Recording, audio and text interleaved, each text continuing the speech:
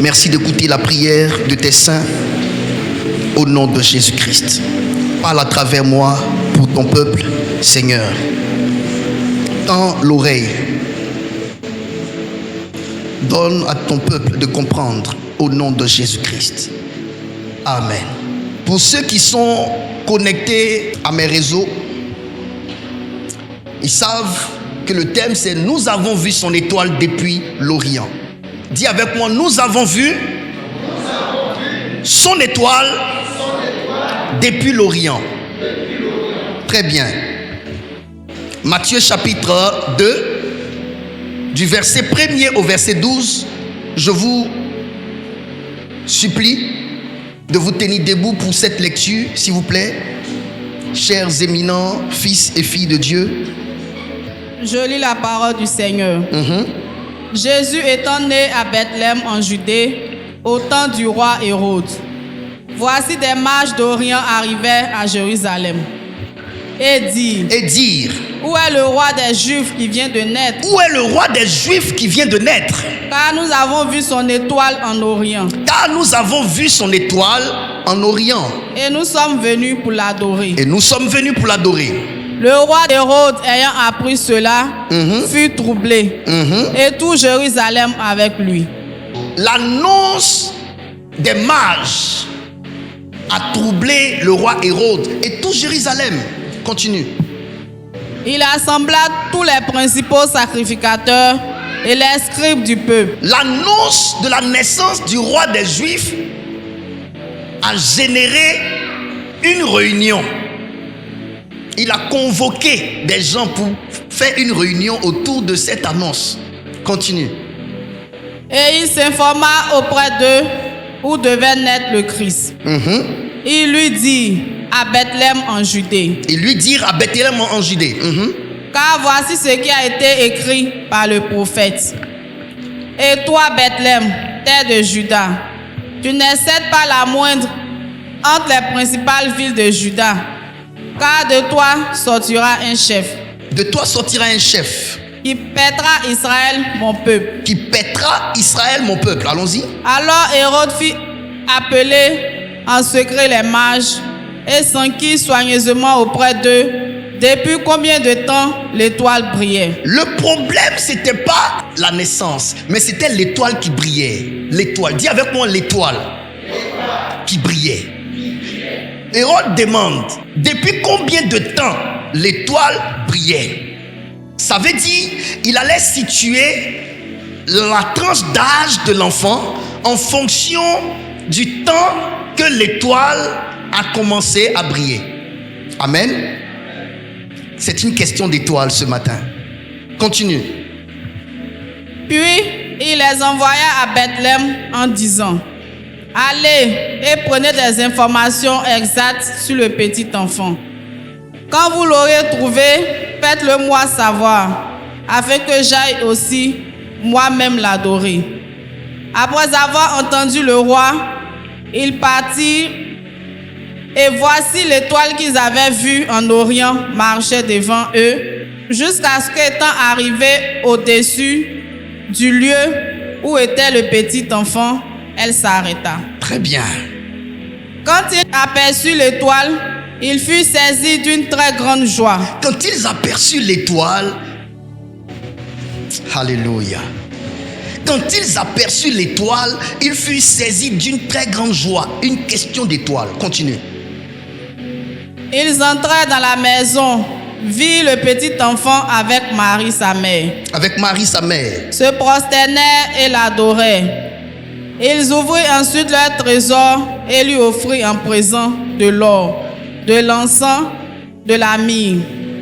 Puis, divinement avertis en songe de ne pas retourner vers Hérode, ils regagnaient leur pays par un autre chemin. Alléluia. Asseyez-vous dans la glorieuse présence de Dieu. Nous avons vu son étoile depuis l'Orient. Alors ce matin, je suis venu vous donner une révélation de la parole de Dieu. Jésus est né mais c'est l'étoile qui l'a révélé aux mages. Dis avec moi, Jésus est né, mais c'est l'étoile, son étoile, qui l'a révélé aux mages. L'étoile dont il est question ici a révélé Jésus comme étant le roi des Juifs. L'étoile a révélé Jésus comme étant le roi des Juifs. La Bible dit que les mages ont vu son étoile. Les mages n'ont pas vu une étoile, mais les mages ont vu son étoile. Ça veut dire que cette étoile-là était celle de Jésus. Amen. Les mages ont vu son étoile et non une étoile, mais son étoile. C'était son étoile à lui. C'était pas juste une étoile, c'était l'étoile de Jésus. Dans la parole de Dieu, étoile fait allusion à ange. Vous verrez ça dans Apocalypse. On parle d'étoile et on assimile étoile aux anges. Dans la même parole de Dieu, on assimile également les anges aux hommes de Dieu établis à la tête des églises. Apocalypse chapitre 1, écrit à l'ange de l'église de Thyatire, de Philadelphie, de Pergame, ainsi de suite. Donc, vous devez comprendre que étoile est aussi égale à ange, et ange est aussi égal à des hommes de Dieu établis. Mais aujourd'hui, je vais vous emmener à comprendre que étoile est aussi égale aux enfants d'Abraham. Amen. Suivez-moi très bien. Étoile fait aussi allusion aux enfants d'Abraham, donc aux chrétiens. Vous devez d'abord comprendre ce que je viens de dire. Est-ce qu'on me suit depuis? Genèse chapitre 13, verset 16. Je vais aller doucement aujourd'hui pour vous faire comprendre le fond de ma pensée. Je lis la parole du Seigneur. Genèse 13, verset 16. Je rendrai ta postérité comme la poussière de la terre, en sorte que si quelqu'un peut compter la poussière de la terre, ta postérité aussi sera comptée. Très bien. Suivez-moi bien ici. Quand on vous parle d'Abraham, la Bible présente Abraham comme étant le père des croyants. D'Abraham sortent trois religions. Oui, le christianisme sort d'Abraham à travers Jésus, parce que même dans la Bible, on présente Jésus comme étant le fils d'Abraham. Le judaïsme, à travers Isaac, sort d'Abraham. Et l'islam, à travers Ismaël, sort d'Abraham. Donc les trois grandes religions qui croient en un seul Dieu, sortent de notre père Abraham. Ismaël, l'islam, Isaac, le judaïsme, et Jésus, le christianisme. Suivez-moi bien. Tout tire sa source de cet homme qu'on appelle Abraham. Genèse chapitre 12. Toute cette spiritualité, toutes ces prières que nous adressons à ce seul Dieu, le Dieu Yahweh, tout tire sa source de notre père Abraham. Cet Abraham a été appelé par Dieu. Et Dieu lui a demandé quelque chose. Sors de la maison de ton père. Sors de ta patrie. Sors de ton pays. Je te conduirai dans un territoire selon ma volonté. Cet Abraham a suivi Dieu. Et Dieu a promis à cet homme que toutes les familles de la terre seront bénies en lui. Parce qu'à travers cet Abraham, Dieu voulait constituer son peuple. Et ce peuple-là est né de l'homme qu'on appelle Jacob, qui dans sa bataille avec l'ange a demandé une bénédiction. Et cette bénédiction était le nom Israël que l'ange lui a cédé. Et de cet homme Jacob sont sortis 12 enfants. Et les 12 fils ont constitué les 12 tribus d'Israël. À travers donc Jacob qui est devenu Israël, Dieu a constitué son peuple, le peuple d'Israël. Et la Bible dit, le salut vient des Juifs. Donc à travers le peuple juif, le Seigneur a distillé le salut aux autres nations. Donc nous qui sommes ici, nous avons été bénis en Abraham à travers ce peuple qu'on appelle le peuple d'Israël. Amen. Suivez-moi très bien. Cet homme, dans les promesses de Dieu pour lui, il était question qu'il ait un enfant, un héritier. Il avait envie d'avoir un héritier. Il désirait avoir un héritier. Cet héritier-là est venu longtemps après. Il a été véritablement éprouvé sur cette promesse de Dieu pour lui. J'aimerais vous dire une chose. Quand Dieu vous appelle, Dieu vous fait une promesse. Quand Dieu vous appelle, Dieu vous fait une promesse. Mais la promesse que Dieu vous fait peut faire l'objet de grandes épreuves, peut faire l'objet de grandes souffrances, peut faire l'objet de grandes difficultés. Parce que la promesse peut tarder. La promesse peut exiger de toi une grande patience dans la douleur de l'attente. Abraham s'en va avec Dieu. Il marche avec Dieu. Et il est sans enfant avec son épouse Sarah. Sarah était stérile et ne pouvant pas faire d'enfant. Abraham s'est mis à prier. Il a dit à Dieu, quand me donneras-tu un enfant? Et dans ce test, le Seigneur vient vers Abraham et Dieu le console en lui disant, Abraham, sors, regarde la poussière du sol. Si tu peux compter, alors tu pourras compter le nombre d'enfants que tu auras. Cela voudrait dire qu'Abraham s'attendait à un héritier, mais Dieu avait rêvé plus grand pour lui. J'aimerais donner une parole ici. Lorsque Dieu vous fait attendre longtemps sur la promesse qu'il vous a faite, c'est parce que Dieu rêve d'une promesse plus grande.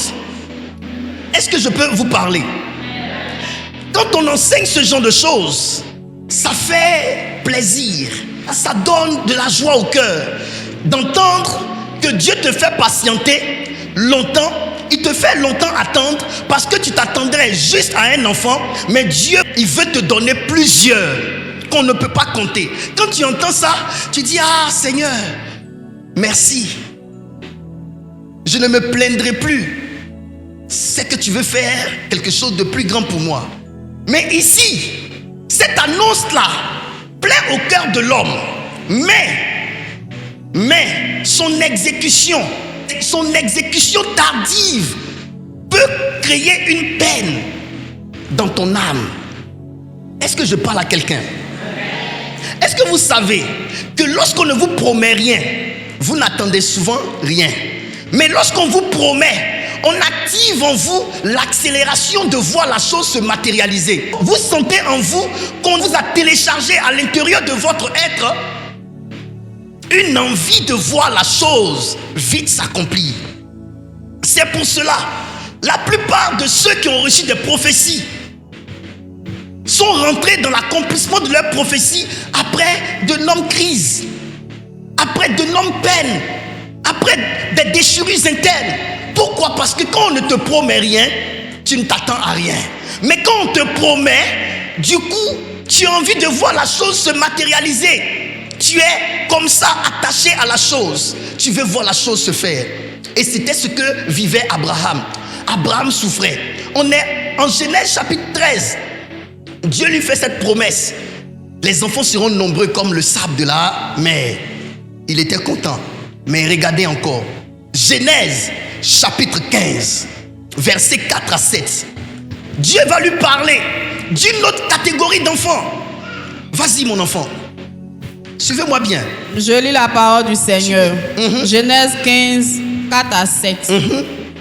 Alors la parole de l'Éternel lui fut adressée ainsi. Ce n'est pas lui qui sera ton héritier. Ce n'est pas Eliezer de Damas qui sera ton héritier. Mais c'est celui qui sortira de tes entrailles qui sera ton héritier. Et après l'avoir conduit dehors, il dit, regarde vers le ciel Regarde vers le ciel. et compte les étoiles. Faut compter les étoiles. Si tu peux les compter. Si tu peux les compter, Et il lui dit, telle sera ta postérité. si tu peux les compter, telle sera ta postérité. Mais cette histoire-là est partie d'où? Cette histoire est partie de cet Abraham qui, après avoir entendu Dieu lui dire, tes enfants seront nombreux comme le sable de la mer. Après cet événement, l'homme a entendu que son neveu Lot a été emporté dans une guerre. Il a rassemblé ses soldats, les gens de sa maison, et ils sont allés en guerre pour aller récupérer son neveu. Quand ils vont en guerre, ils sont vainqueurs de cette guerre. Il ressort de là, il prend son neveu, il redonne tout ce qui est comme butin au roi, et il prend juste la dîme de tout. Il s'en va rencontrer qui? Melchisédek. Genèse 14. Il rencontre Melchisédek. Il lui donne la dîme. Melchisédek le bénit au nom du Dieu très haut. Suivez-moi. Melchisédek le bénit au nom du Dieu très haut. Quand Melchisédek finit de le bénir, Abraham dit au roi de Sodome et autres, je ne prendrai rien de vous parce que je ne veux pas que demain vous arriviez à dire que ma richesse vient de vous. Il ne voulait dépendre de personne. Il voulait montrer à ses rois que si il devient quelqu'un, ça sera de l'éternel. Dieu a regardé ce que Abraham a dit, a regardé ce que Abraham a fait, et Dieu a eu plaisir de le voir agir ainsi. Dieu se révèle à lui. En Genèse chapitre 15, verset 1, la Bible dit, après ces événements, la parole de l'Éternel fut adressée à Abraham dans une vision. Et il dit, Abraham, ne crains point, je suis ton bouclier et ta récompense sera très grande. Dieu promet encore à Abraham. Dieu ne fait qu'aller de promesse en promesse. Et quand tu regardes les promesses ressemblent à un Dieu qui voit quelqu'un qui est en train de marcher à sa suite, mais en qui il voit un désir d'avoir quelque chose, mais qui ne voit pas s'accomplir. Et pour le calmer, pour le rassurer, il revient toujours lui dire, ne t'inquiète pas. Quand il dit ne crains pas, sincèrement, Abraham était dans quel problème pour que Dieu vienne lui dire ne crains pas? C'est que Dieu a vu en Abraham que Abraham avait une soif, Abraham avait un désir, Abraham avait une crainte, Abraham avait une peur. Mais cette peur-là n'était pas une peur de ses ennemis. Parce que Abraham est parti sans même prier. Dieu a rassemblé 300 personnes et allé en guerre et est sorti victorieux. Dieu savait qu'Abraham était un homme de guerre. Il était un homme puissant. Il était un homme d'audace. Cependant, la plus grande peur d'Abraham ne se situait pas au niveau de la richesse, parce que Dieu l'a trouvé étant riche. La plus grande peur d'Abraham ne se situait pas au niveau de ses serviteurs, parce que Dieu a trouvé Abraham avec des serviteurs. La plus grande peur d'Abraham, la plus grande crainte d'Abraham était au niveau de son enfant. Abraham était conscient d'une réalité dans sa maison. Sa femme était stérile. Écoutez-moi très bien. La stérilité de sa femme Sarah était un problème pour lui. Souvent, vous marchez avec Dieu, mais vous grelottez à cause d'une information que vous partagez dans votre maison intime. Il y a une information que vous avez. Il y a une information que vous seul savez. Il y a un problème que vous seul savez. Quand vous sortez dehors, personne ne voit ce problème. On voit que vous avez une bonne mine. On voit que vous êtes bien habillé. On voit que vous dégagez un bon parfum. On voit que vous dégagez de l'assurance. Mais on ne sait pas ce que vous cachez. Abraham marchait là, en intégrité devant ses serviteurs, en intégrité devant les hommes. Mais Abraham avait une peur dans son cœur. Et cette peur-là était à cause d'une information qu'Abraham avait. On n'a pas peur pour rien. On a peur parce qu'on a une information. On n'a pas peur, on n'a pas la crainte pour rien. On a la crainte parce qu'on a une information. Il y a une information qu'Abraham avait. Cette information, c'était que sa femme était stérile. Mais les autres ne savaient pas. Il y a des informations qu'on ne peut pas partager. Il y a des révélations qu'on ne peut pas confier à quelqu'un. Il y a des informations qu'on ne peut pas donner à quelqu'un. Il y a des craintes que nous avons dans notre cœur. Il y a des peurs que nous partageons dans notre cœur. Si tu dis à quelqu'un, ils vont voir ton défaut. Ils vont voir ta faille, ils vont voir tes problèmes. Tu protèges ce problème, tu gardes ça chez toi, tu gardes ça dans ton cœur et tu trembles. Est-ce que je peux parler? Est-ce que je peux parler? Je suis prédicateur, je suis un homme de ministère, je suis chef de mon église, je suis un responsable de mon église, je suis père de famille, je suis leader de mon groupe, je suis maman, je suis une autorité dans le pays, je suis un leader d'opinion. Je ne peux pas révéler ça. Je ne peux pas révéler ça. Je ne peux pas révéler ça. Je suis dans une société où il y a tellement de défis. D'un moment à l'autre, on peut me faucher et prendre ma place. Mais je suis là, je dois montrer aux gens que c'est moi. Je dois montrer aux gens que je suis fort. Je dois montrer aux gens que je suis ferme. Je dois montrer aux gens que j'ai de l'assurance. Alléluia. Je dois fortifier les gens. Je dois encourager les gens. Je dois booster les gens. Je dois montrer aux gens que j'ai de l'assurance. Parce que si je tombe, ils tombent. Et donc, je me tais sur ce qui fait ma peur. Je me tais sur ce qui fait ma crainte. J'ai une crainte dans mon cœur. Abraham avait une crainte. Et Dieu qui voit tout, Dieu qui sait tout, Dieu qui est dans le secret de notre secret, a vu en Abraham un homme craintif. Sinon, je viens de donner la dîme de tout à Melchisédek. Melchisédek qui est l'image, la théophanie de Dieu. Et tu viens me dire ne crains point. Il y a quel problème là? Il y a quel problème là? Est-ce que je peux prêcher l'évangile? Suivez-moi ce matin. Une crainte qu'Abraham partageait dans son cœur. Je ne peux pas le dire. Je ne peux pas révéler cette maladie. Je ne peux pas révéler cette souffrance. Je ne peux pas partager la peur de perdre cette personne, la peur de perdre ce boulot, la peur de perdre cet amour, la peur de perdre ce contrat, la peur de perdre cette place. Je donne l'impression que ça va, parce que je ne veux pas qu'on me trouve faible. Même quand quelqu'un dit tu as peur, tu réponds à la personne j'ai pas peur. Tu veux te convaincre que tu n'as pas peur, mais au fond de toi tu sais que tu as peur. Au fond de toi tu sais que tu trembles. Tu es devenu menteur contre toi-même. Tu veux te convaincre de quelque chose qui te moyen, parce que tu ne veux pas sembler faible devant les gens. Quand tu viens dans la maison de Dieu, tu n'es pas tranquille. Quand tu es dans la présence de Dieu, tu n'arrives pas à prier. Parce que cette information-là te fatigue. Parce que ton âge te fatigue. Parce que ce qu'on t'a dit dehors te fatigue. Parce que les accusations des gens te fatiguent. Quelqu'un t'a dit une parole, tu as donné l'impression que ça n'a pas eu d'effet en toi, alors que tu sais que ça a de l'effet. Quelqu'un t'a dit que tu ne seras rien. Tu as dit au nom de Jésus, je renvoie ça vers toi. Mais chaque fois, tu ne seras rien résonne dans ta tête. Tu sais que tu as ça dans ton cœur. Tu sais que c'est ça qui est en train de mélanger ta foi. Tu sais que cette information est en train de troubler ta vie chrétienne. Cette information est en train de troubler ta relation avec Dieu. Tu le sais. Tu as commencé à vivre les effets de cette information que tu gardes en toi. Tu n'arrives plus à jeûner, tu n'arrives plus à prier, tu n'as plus l'assurance, tu as peur, tu sautilles. Est-ce qu'ils vont m'appeler pour me donner une mauvaise information au niveau de mon travail? Est-ce qu'ils vont dire qu'il y a telle chose qui arrive? Chaque fois comme ça, ton cœur comme ça ballotte. Ta relation avec ta femme, est-ce que ta femme va pas te tromper? Parce que tu as vécu ça dans le passé. Et ce traumatisme est en toi. Femme, toi aussi, tu as vécu l'infidélité de ton homme. Et ce traumatisme est en toi.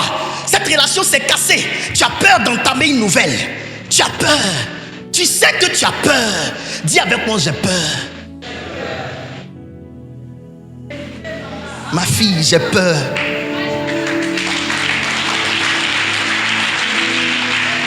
Yes. On a peur. Est-ce que ça va marcher? Est-ce que ça pourra aller pour moi? Qu'est-ce qui montre que le futur sera meilleur? Qu'est-ce qui montre que le nouveau là sera pas pareil? Qu'est-ce qui montre que ce fils spirituel ne me brisera pas encore à nouveau le cœur? Qu'est-ce qui prouve que ce pasteur est vrai? Il y a des doutes, il y a des craintes. Et on transporte ces choses. Vous savez, la voie par laquelle on sort de ces pièges, c'est d'être vrai envers soi-même.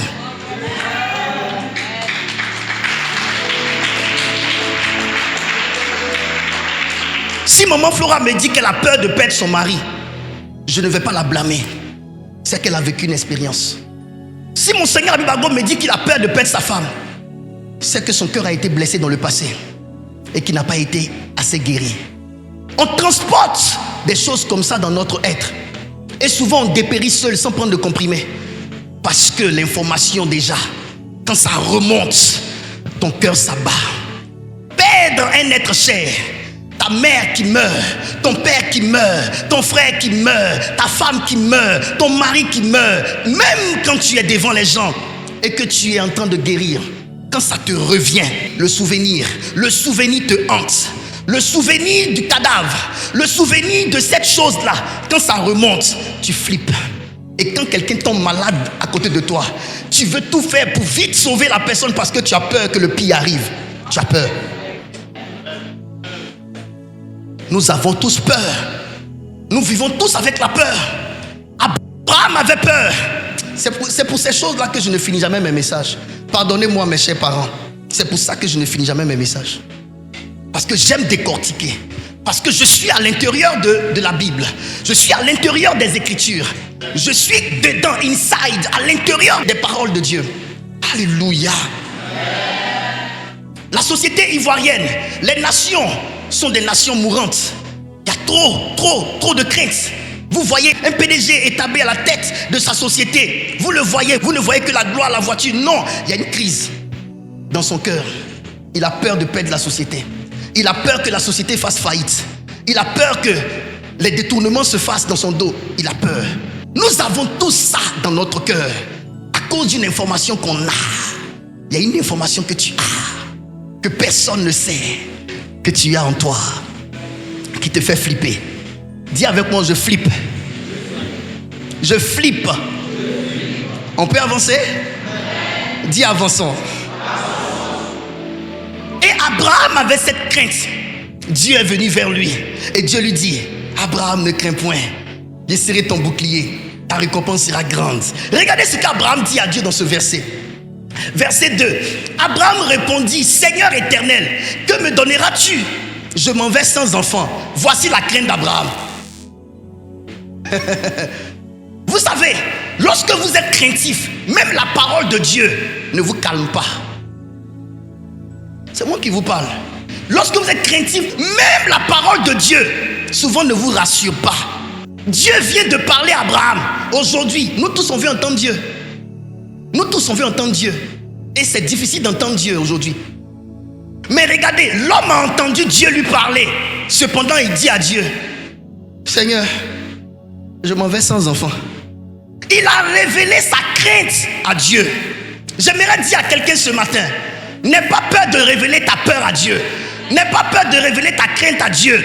Car il n'y a personne qui puisse te comprendre mieux que ce Dieu-là. Tu révéleras ta crainte à un frère. Il prendra ta crainte pour aller divulguer. Tu révéleras ta crainte à une soeur. Elle prendra ta crainte pour aller divulguer. Mais tu révéleras ta crainte à l'Éternel. Il trouvera des mots justes pour te calmer. Alléluia. Quelle souffrance, quelle douleur. Abraham dit à Dieu: je m'en vais sans enfant. Et vous voyez, Abraham a regardé à côté de lui. Il y avait Eliezer de Damas. Il n'est même pas de sa famille. Et Abraham dit à Dieu, il dit: Eliezer de Damas sera mon héritier. Abraham propose à Dieu une solution. Ça veut dire, il arrive un temps où tu as l'impression que ce que Dieu te promet là, tu peux l'aider à accomplir. Pourquoi? Parce que tu ne veux pas que ça dure encore trop longtemps.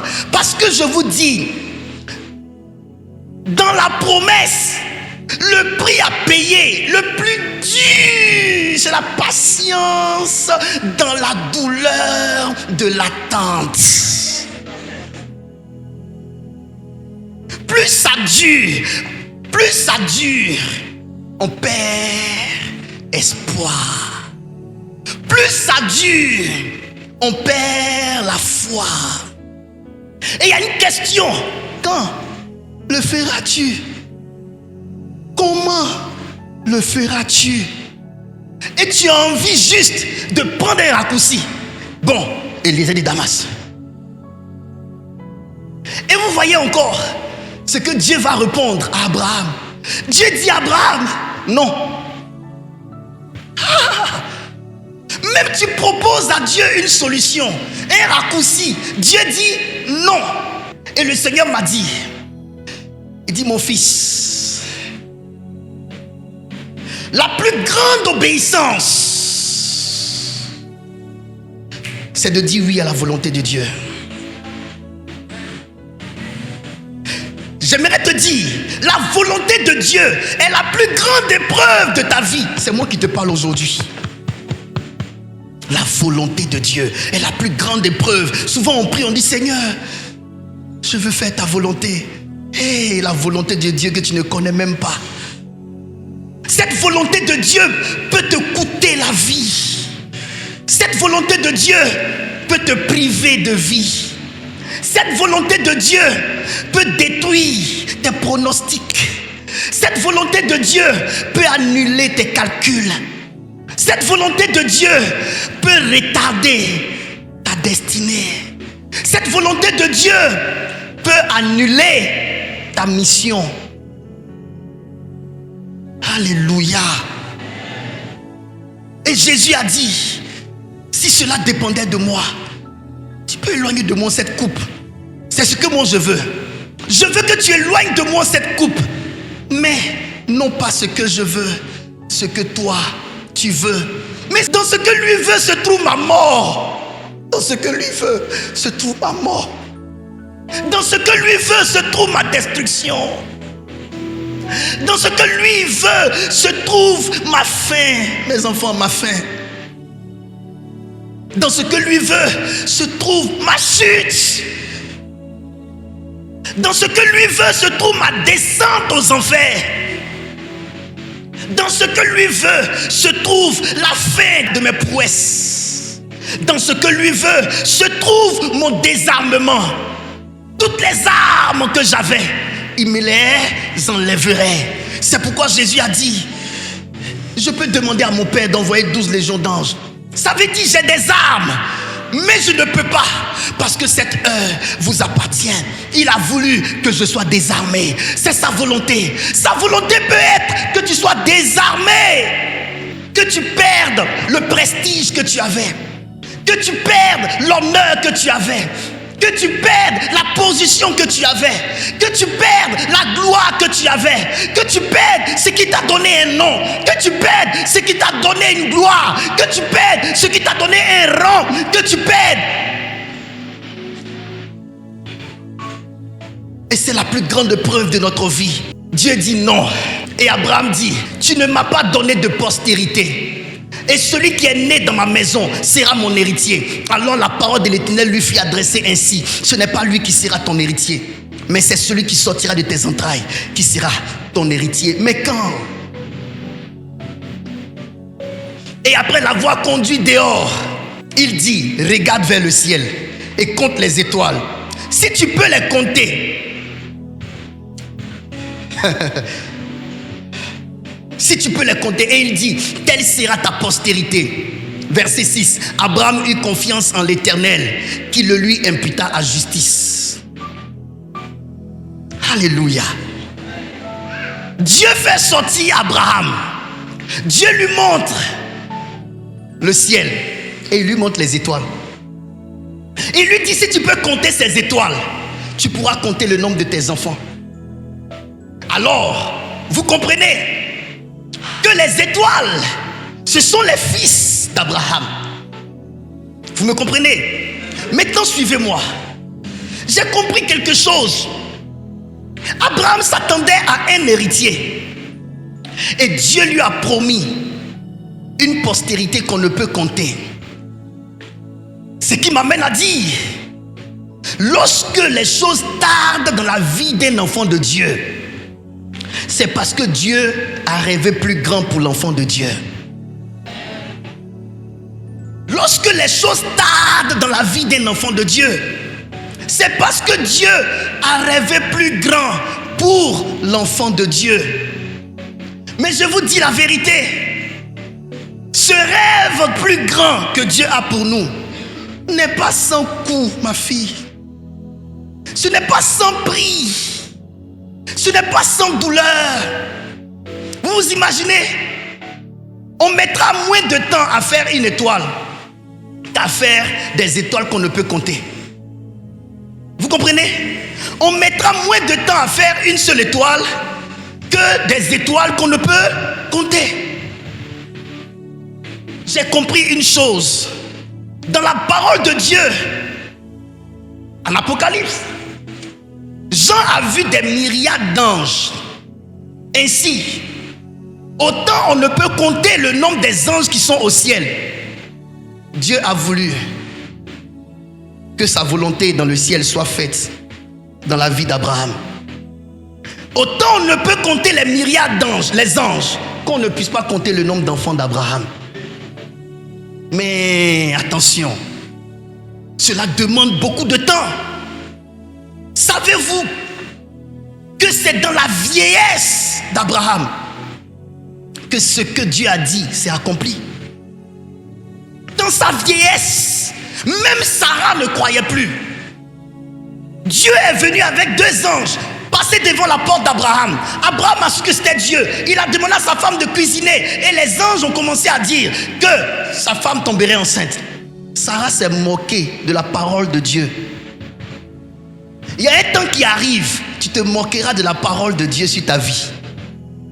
Un prophète viendra prophétiser quelque chose qu'on t'a prophétisé des années qui depuis n'arrive pas. Tu diras Amen. Ton Amen sera une moquerie parce que tu te diras en toi-même, on m'a trop dit ça. Aujourd'hui, je vis mieux parce que j'ai laissé ça derrière moi. Sarah avait laissé cette histoire d'enfant là derrière elle. Abraham lui-même avait laissé cette histoire d'enfant, d'héritier derrière lui. J'aimerais vous dire une chose.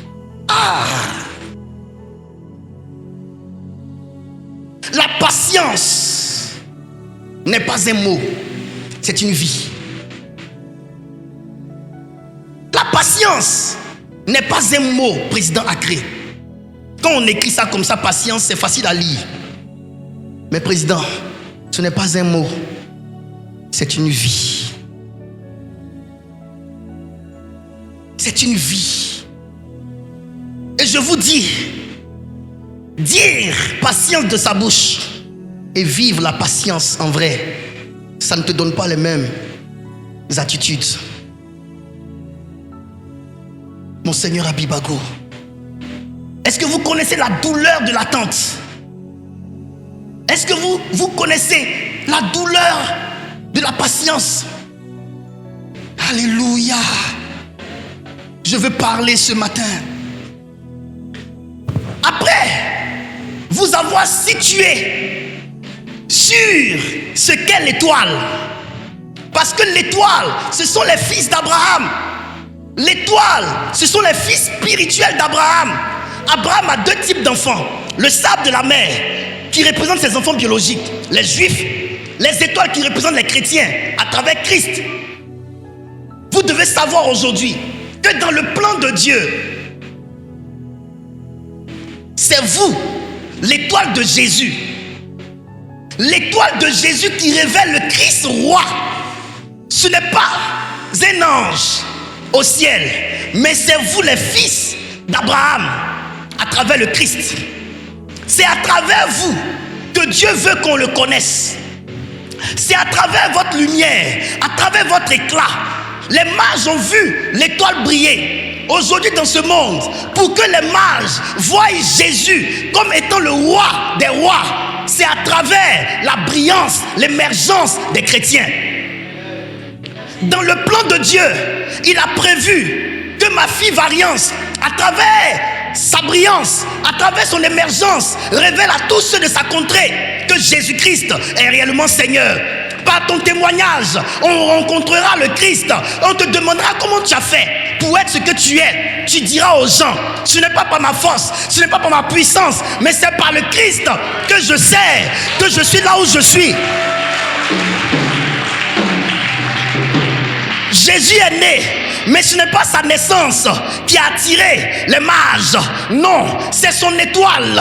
Jésus a son étoile. Et l'étoile de Jésus, c'est le chrétien que tu es. C'est le chrétien que je suis. L'étoile de Jésus, c'est le Fils de Dieu que tu es. C'est le Fils de Dieu, la fille de Dieu que tu es. Alléluia. Est-ce que tu me comprends? C'est toi l'étoile. C'est à travers toi que Jésus veut qu'on le découvre. C'est à travers toi que Jésus veut qu'on le rencontre sur terre. Ce monde dans lequel on est, les gens chercheraient Jésus partout, ne le trouveraient pas. Mais il est quelque part. Il est où? Il est là où brille un fils de Dieu. Oui, Jésus est ici. Mais il est ici comment? Il est ici, là où brille un fils de Dieu. Lorsque mon fils aimé va commencer à briller, lorsqu'il va commencer à monter, lorsqu'il va commencer à se manifester, en ce moment, on saura que Jésus est né sur la terre à travers son élection, à travers sa brillance. Écoutez-moi très bien, on ne connaîtra jamais ta famille si tu n'es personne. Tu as un village, mais on ne parlera pas de ton village tant que tu n'es pas sorti de ce village comme étant un cadre. Oui, le cadre que tu deviens, c'est l'éclat de ton étoile qui révèle d'où tu viens. David était sur la terre ici. On ne s'est jamais soucié de leur famille. Saül n'a jamais demandé la famille de David. Mais lorsque David s'est levé et qu'il a tué Goliath, qui faisait peur à tout Israël, Saül a demandé de qui cet enfant est-il fils? Ça veut dire, à travers sa brillance, à travers son éclat, ils ont demandé après son papa. Son papa vivait, personne ne demandait après lui. Est-ce que tu sais que si tu n'as pas brillé, on ne saura pas qui est ta mère? Est-ce que tu sais que si tu n'as pas brillé, on ne saura pas quel est ton village? Aujourd'hui, on parle de la Côte d'Ivoire. Certaines personnes dans les nations connaissent la Côte d'Ivoire à travers Drogba Didier. Pourquoi? Parce qu'il a brillé dans un milieu où les hommes sont. Ils ont vu la brillance de Drogba Didier. Ils ont vu combien il a marqué de buts, combien il a joué. Et les gens ont demandé, il vient d'où? Il a valorisé son pays à travers son éclat. On ne connaîtra pas ce pays si tu ne brilles pas. Il faut que tu brilles dans des endroits pour qu'on demande, tu viens d'où? Et tu parleras de la Côte d'Ivoire. Et à partir de toi, on saura que ce pays-là existe dans ce monde. Je suis venu déclarer sur toi ce matin. C'est à travers toi, à travers ta performance dans le journalisme, à travers ta performance dans l'entrepreneuriat, à travers ta performance dans le business, à travers ta performance dans l'église, à travers ta performance dans le monde, à travers ta performance dans ton domaine, qu'on saura de qui tu viens. Même si tes parents sont morts, mais au moins tu ramèneras leur nom à la surface à cause de ce que tu es leur enfant et que tu brilles. On parlera de ta mère à travers toi. Même si ta mère n'est pas rentrée dans un domaine où on pouvait la connaître dans le monde, mais si toi tu brilles dans le monde cherchera à savoir d'où tu viens. Et je suis convaincu que c'est le plan de Dieu pour toi. Si tu es appelé à jouer au football, à travers le foot, par ta brillance, on saura qui est ton père, on saura qui est ta mère, on saura quel est ton pays, on saura qui est ton Dieu. Ceux qui sont appelés au ministère, à travers votre brillance dans le ministère, à travers votre performance dans le ministère, à travers votre éclat dans le ministère, on demandera d'où viens-tu. Kakou Sévérin, à l'époque, était à un programme de Benny Hinn. Benny Hinn est connu comme un grand homme dans le milieu chrétien. Il manifeste l'onction sur les pasteurs venus des pays africains et tous tombent. Il enlève son costume, il jette sur eux et tous tombent. Tous les pasteurs africains tombaient, sauf un, Kakou Sévérin, fils Dida de la Côte d'Ivoire. Il est arrêté. Les gens tombent à ses côtés, il est arrêté. Les gens tombent à ses côtés, Kakou est arrêté. Et Benny Hinn est venu sur lui. Take it. Kakou est arrêté. Il enlève son costume, il jette sur Kakou Sévérin. Kakou Sévérin est arrêté. Il a demandé à l'un de ses fils, qui est ce noir? On pose la question à Kakou. Il dit, je suis Kakou Sévérin de la Côte d'Ivoire. Ils ont su qu'il y avait un prophète dans ce pays. Et depuis ce jour, ils ont déclaré que la Côte d'Ivoire a un prophète et que la Côte d'Ivoire a son prophète, que son prophète, c'est Kakou Sévérin. À travers Kakou Sévérin, ce pays qui était caché aux yeux du monde a été connu quelque part dans le monde. Je suis venu te dire ce matin, à travers toi, on connaîtra la Côte d'Ivoire. À travers toi, on connaîtra ton père. À travers toi, on connaîtra ta mère. À travers toi, on connaîtra ton Dieu. Chacun doit jouer son rôle. On a connu dans le milieu culturel ce pays à travers les Douk Saga. Un homme est sorti de nulle part. DJ Arafat est sorti avec l'explosion de son talent. Il a fait connaître ce pays. Aujourd'hui, les Didibé font la gloire de la Côte d'Ivoire. Aujourd'hui, les José font la gloire de la Côte d'Ivoire. À travers leur talent, on sait ce qu'est la Côte d'Ivoire. Et toi, tu es cette étoile qu'Abraham a vue la nuit. Tu es cette étoile qu'Abraham a vu briller la nuit, qui n'arrivait pas à compter. Pourquoi Dieu lui a dit tu ne pourras pas compter? Parce qu'ils sont nombreux. Allez-y aux États-Unis, les chrétiens sont nombreux. Venez en Côte d'Ivoire, les chrétiens sont nombreux. Allez-y au Canada, ils sont là-bas. Allez-y au Mali, ils sont là-bas. Même en Algérie, ils sont là-bas. Dans les nations dites musulmanes, les chrétiens sont là-bas. Même chez les nains, il y a l'évangile des nains. Ils sont là-bas. Ils sont partout. Tu ne peux pas les compter. Parce que le jour où tu auras compté, quand tu auras fini, d'autres se rajouteront. Quand tu auras fini de compter, d'autres se rajouteront.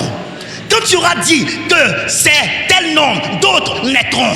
Parce que chaque jour, Dieu continue de susciter les fils à Abraham. Parce qu'Abraham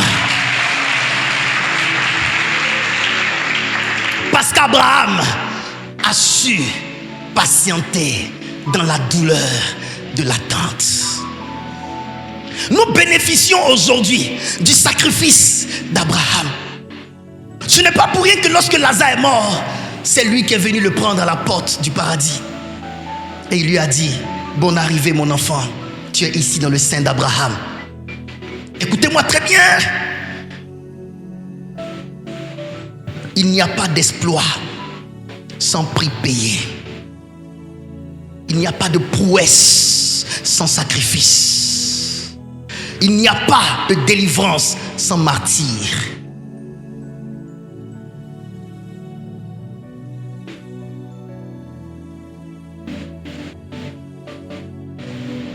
Je suis convaincu que tu es cette étoile. Les gens ne connaîtraient jamais Jésus comme roi sans la lumière de l'étoile. Dans ton service, on ne connaîtra jamais Jésus comme étant le roi des Juifs, le roi des rois, tant que tu ne brilles pas. C'est ta brillance qui fera que tu attireras les regards. Écoute, on ne remarque pas ceux qui ne sont pas remarquables. La lumière attire le regard. Oui, la lumière attire le regard. C'est pourquoi il a dit, je suis la lumière du monde. Et vous, vous êtes également la lumière du monde. David a dit, fais paraître ma lumière Aujourd'hui, ta lumière est cachée. Et cette lumière doit sortir. J'aimerais vous dire une chose. Est-ce que vous savez qu'en ce moment, les étoiles sont dans le ciel? Mais c'est à cause du jour qu'on ne les voit pas briller. Ce qui met en évidence la lumière des étoiles, ce sont les ténèbres.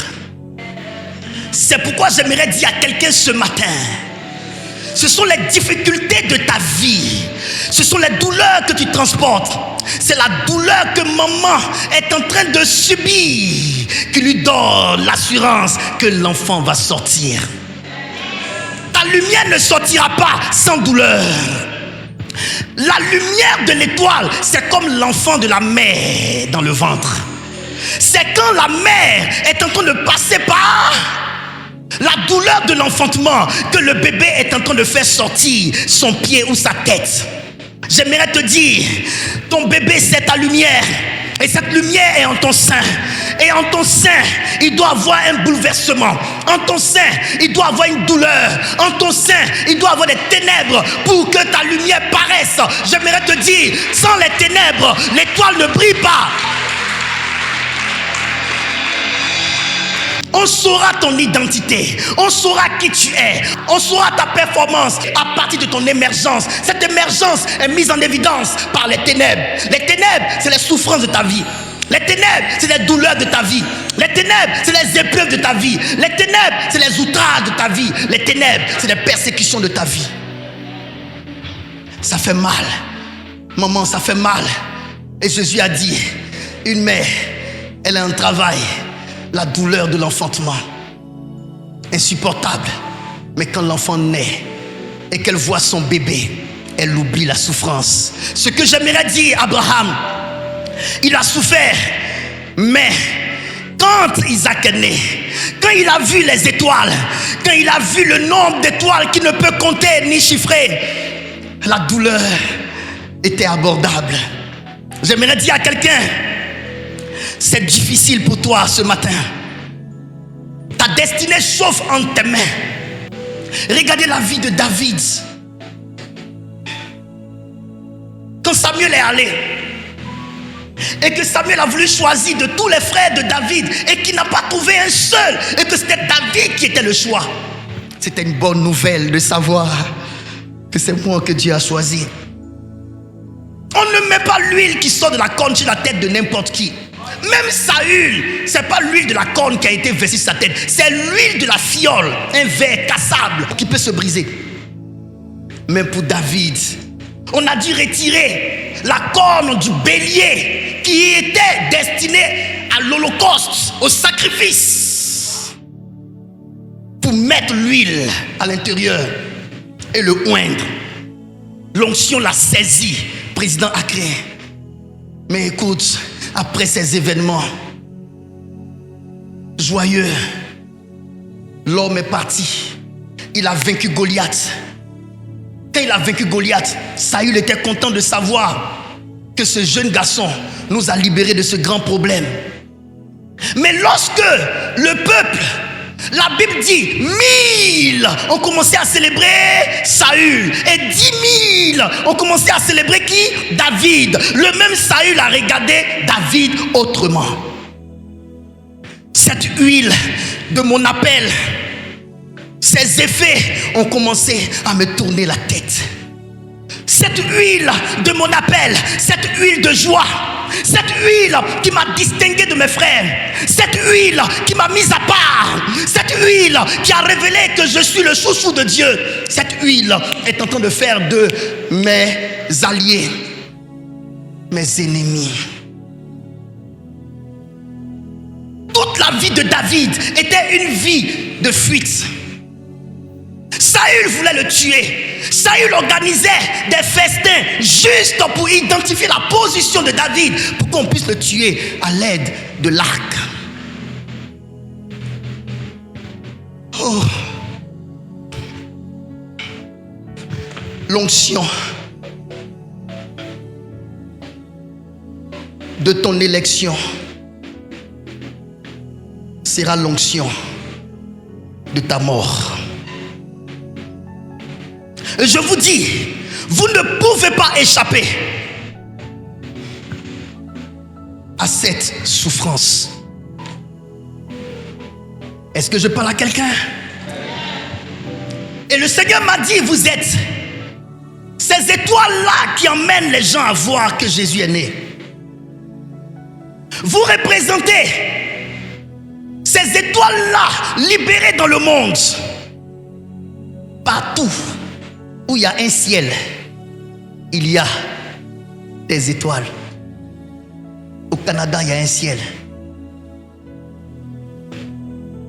À Abidjan, il y a un ciel. Partout, il y a un ciel. Et si tu lèves ta tête que tu vois le ciel, ma fille, sache que tu es appelée à briller la nuit. Vous me comprenez? Tu es appelé à briller. Et ta brillance doit révéler que Jésus est né. Mais il n'est pas né bébé, il est né roi.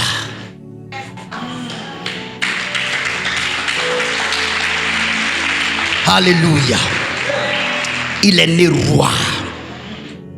Tu vas révéler la royauté de Jésus-Christ. Est-ce que je peux avancer? Et le Seigneur m'a dit, mon fils, la raison pour laquelle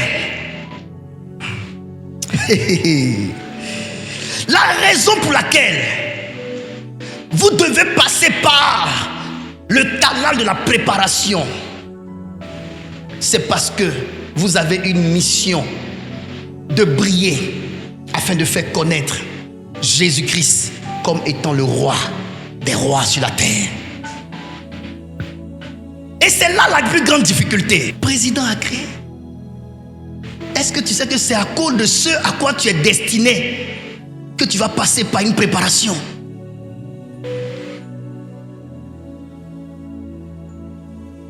Écoutez-moi très bien. Votre parcours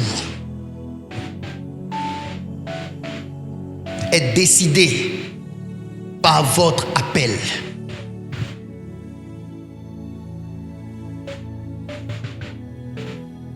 Votre parcours est décidé par votre appel. Votre traitement est décidé par votre appel. La façon dont Dieu vous traite dépend de votre appel. Ce que vous êtes appelé à faire est ce qui détermine le traitement de Dieu à votre égard. Mon Seigneur Bibago, regarde, quand on regarde souvent les films et qu'on voit le maître Shaolin,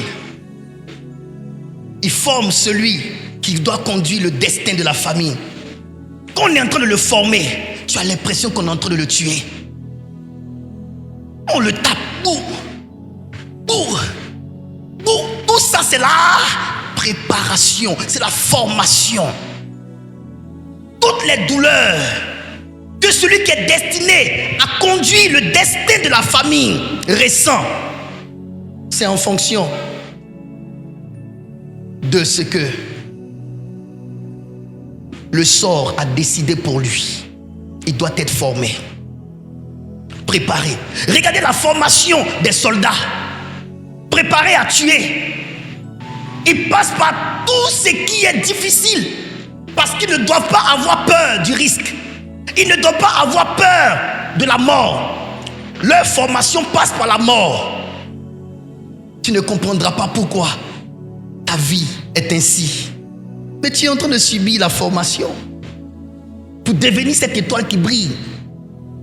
Écoutez-moi très bien. L'étoile a commencé à briller quand Jésus est né. Est-ce que vous savez que Jésus a été annoncé depuis Genèse chapitre 3? Ça veut dire, cette étoile censée révéler qu'il est né est obligée d'attendre aussi longtemps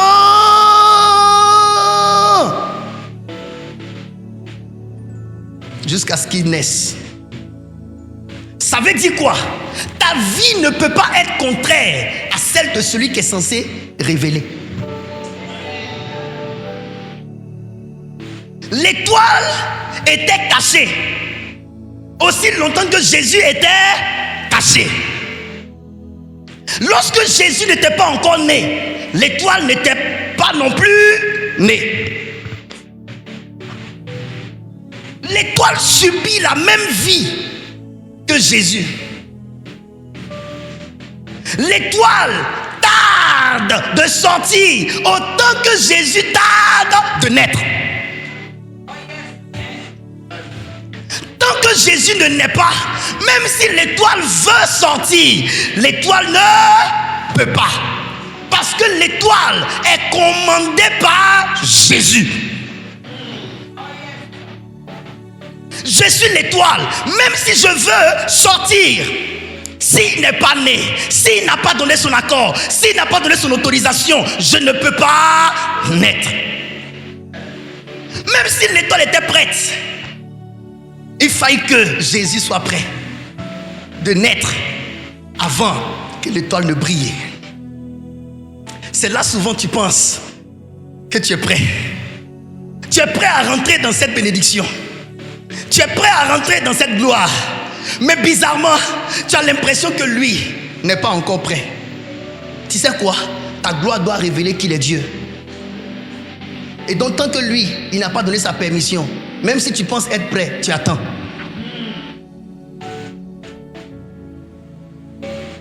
Le prix à payer pour briller et révéler le Fils de Dieu, c'est d'attendre son autorisation avant de briller. Le feu me brûle, mais je suis bloqué. Parce que lui, il dit, non, je ne suis pas aussi chaud comme toi tu l'es.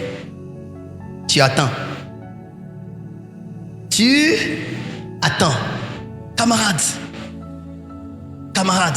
est-ce que vous savez ce qui fait qu'on ne peut pas attendre? Même dans le mariage. L'apôtre Paul a enseigné qu'il faut rester seul, il faut se tranquilliser. Jusqu'à la fin de son discours, lisez la Bible. Souvent quand il parle de mariage ici, il y a des gens qui font leur visage là comme ça, ils ne sont pas d'accord. Mais lisez dans la Bible. À la fin, l'apôtre Paul dit, celui qui brûle, qui se marie. Brûler. Quand tu brûles, tu ne peux pas attendre. Brûler, c'est dans un sens ou dans un autre. Tu sens le feu de prier pour des gens, pour déclarer, changer. Mais il dit, Trandine, calme-toi. Il faut te refroidir vite. Et si tu ne sais pas te calmer, tu vas aller, mais tu seras seul. Il ne t'accompagnera pas. Tu as compris, ma fille? On va seul ou on va avec lui? On va avec lui. Parce que seul, on ne pourra rien. Mais avec lui, on pourra tout.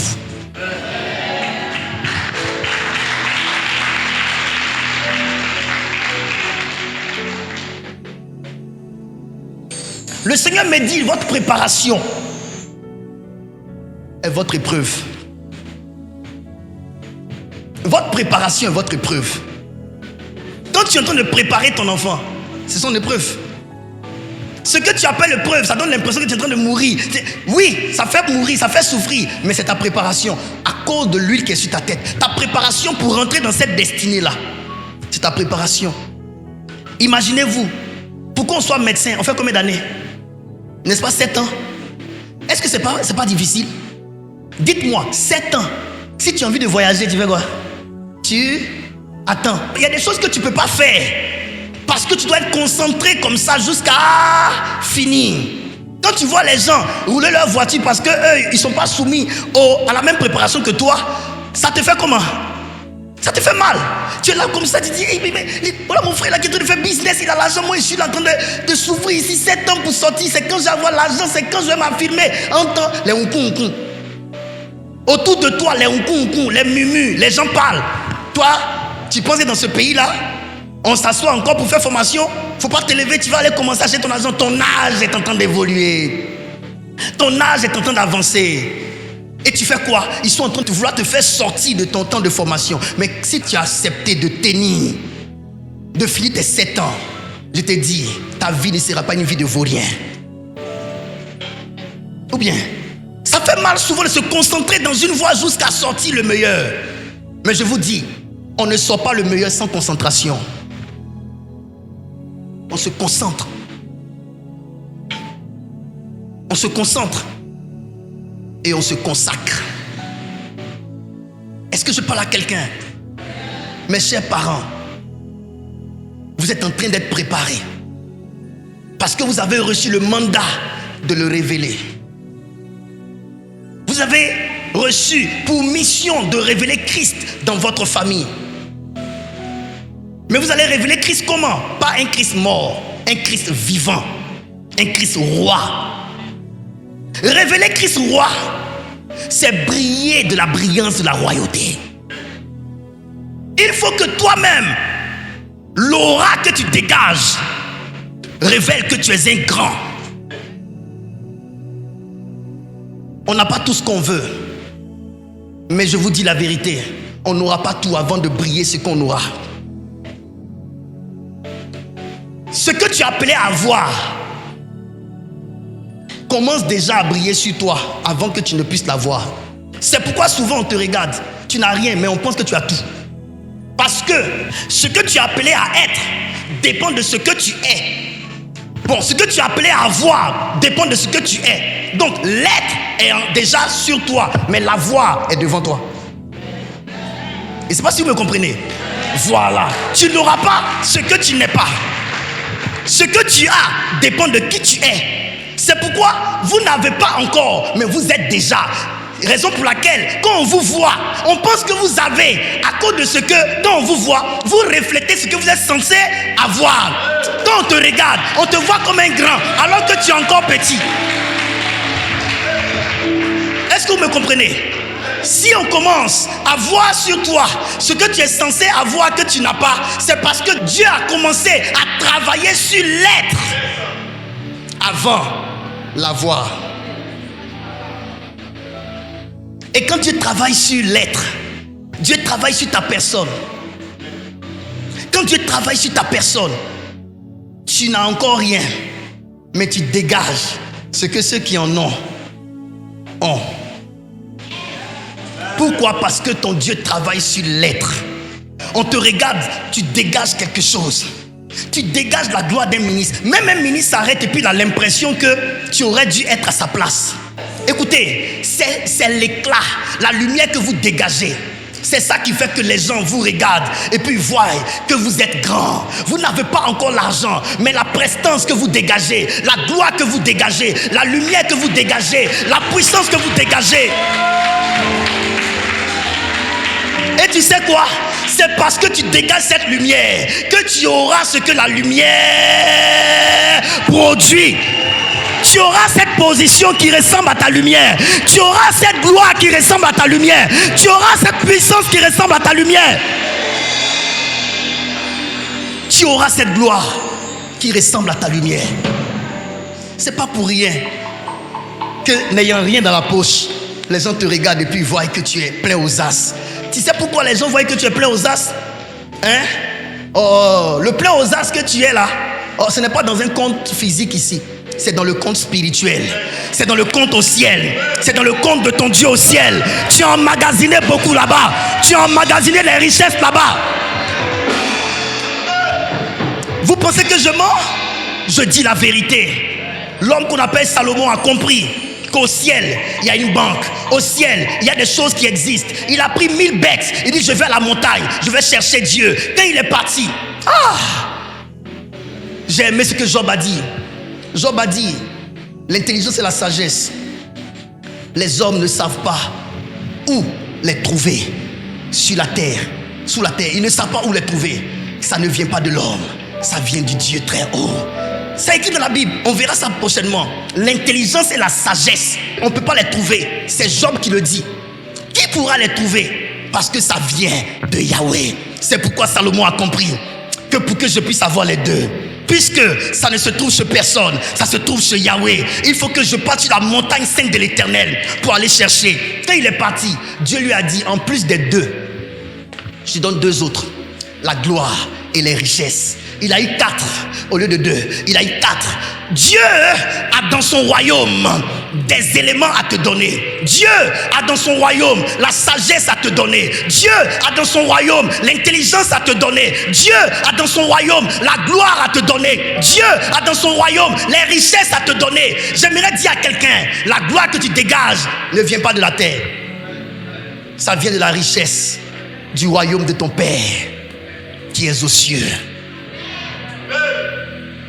Est-ce que je parle à quelqu'un? Le Seigneur m'a dit, mon fils, dis ces choses à mon peuple. Le Seigneur m'a dit de vous dire ceci, et vous allez écrire. Il y a des gloires que vous n'aurez jamais tant que vous n'avez pas payé le prix qu'elles valent. Il y a des gloires que vous n'aurez jamais tant que vous n'avez pas payé le prix qu'elles valent. Les gloires. Il y a des gloires que vous n'aurez jamais tant que vous n'avez pas payé le prix qu'elles valent. C'est bon? On continue. Renoncer à certaines souffrances, c'est dire au revoir aux gloires qu'elles génèrent.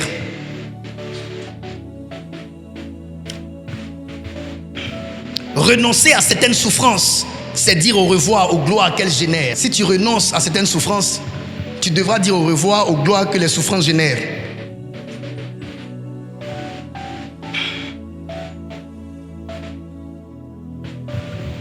Amen. Les douleurs liées à notre appel accroissent l'autorité de l'appelé. Car la Bible dit, par ses meurtrissures, nous sommes guéris. Plus Jésus souffrait, plus son autorité s'accroissait. Un ange a dit à Rick Joyner, le pouvoir que Jésus a manifesté dans la guérison était dû aux meurtrissures. Plus tu souffres, plus ton pouvoir dans le domaine dans lequel tu souffres s'accroît dans le ciel. Amen. Les douleurs liées à notre appel accroissent l'autorité de l'appelé. Et ça, c'est une phrase que je vais vous donner. Sachez que vous souffrirez des souffrances de ceux auprès de qui vous êtes appelés à rendre un ministère. Sachez que vous souffrirez des souffrances de ceux auprès de qui vous êtes appelés à rendre un ministère. Si tu es appelé à guérir des malades, tu vas souffrir de la souffrance des malades. Oui. Oui. De répéter. Sachez que vous souffrirez des souffrances de ceux auprès de qui vous êtes appelés à rendre un ministère. Sachez que vous souffrirez des souffrances de ceux auprès de qui vous êtes appelés à rendre un ministère. Moïse était appelé à sortir le peuple d'Israël de l'Égypte. Il a souffert de leur souffrance. Si tu ne souffres pas de la souffrance de quelqu'un, tu n'auras pas le pouvoir de sauver la personne de cette souffrance. Moïse a été sauvé des eaux. Il a été confronté à l'eau quand il était enfant. Pourquoi? Parce que dans sa mission, il devait prendre Israël pour traverser l'eau. Ce que tu vis là, ce n'est pas que ta vie. C'est la vie de ceux auprès de qui tu dois rendre un ministère. Qu'est-ce qui fera même que tu auras de la compassion envers des gens? C'est parce que tu as souffert de la pauvreté que quand tu vas voir des pauvres, tu vas aller vers eux pour les aider. Tu souffriras de la souffrance de ceux auprès de qui tu es appelé à rendre un ministère. Ce qui m'étonne, c'est les gens qui ont souffert et qui n'ont pas de compassion pour ceux qui souffrent. Ils n'ont pas compris la leçon. Quand Dieu te permet de souffrir, c'est parce que Dieu veut que tu aides ceux qui souffrent, que tu aies de la compassion pour ceux qui souffrent. Celui qui fuit la croix devra fuir la place à la droite du Père. Celui qui fuit la croix devra fuir la place à la droite du Père. 2 Timothée chapitre 2 versets 11 à 13. Celui qui fuit la croix devra fuir la place à la droite du Père. C'est parce que Jésus a souffert de la souffrance de la croix. Il en est mort que le Père l'a ressuscité, l'a mis à sa droite. Cette position-là n'appartient pas à ceux qui fuient la croix. Et la croix, c'est la douleur liée à ton appel, tu dois accepter. Quand vous dites, Seigneur, montre-moi mon appel, qu'est-ce que je suis appelé à faire? Quand tu as connu ce que tu es appelé à faire, il faut que tu connaisses aussi la souffrance qui est liée à ce que tu es appelé à faire. Il n'y a pas un métier que vous exercez qui n'inflige pas de souffrance. Le menuisier souffre du matériel de la menuiserie. Le plombier souffre aussi de la douleur de plombier. Vous les intellectuels, il y a votre crâne qui souffre. À force de réfléchir, les enseignants, toujours étudier, votre tête en activité, épuisée. Vous souffrez du domaine dans lequel vous êtes appelé à exercer. 2 Timothée 2, versets 11 à 13. Allons-y, ma fille. Je lis la parole du Seigneur. Cette parole est certaine. Cette parole est certaine. Si nous sommes morts avec lui, Si nous sommes morts avec lui, nous vivrons aussi avec nous lui. vivrons aussi avec lui. Ça veut dire, celui qui fuit la croix va aussi fuir la place à la droite du Père. La seule chose qui te donne d'avoir les avantages de Jésus, c'est de vivre les peines qui ont donné ces avantages. Pareil, si nous sommes morts avec lui, nous vivrons aussi avec lui. nous vivrons aussi avec lui. Pour que tu puisses partager la vie de Jésus, il faut que tu partages aussi sa mort. Amen. Continue.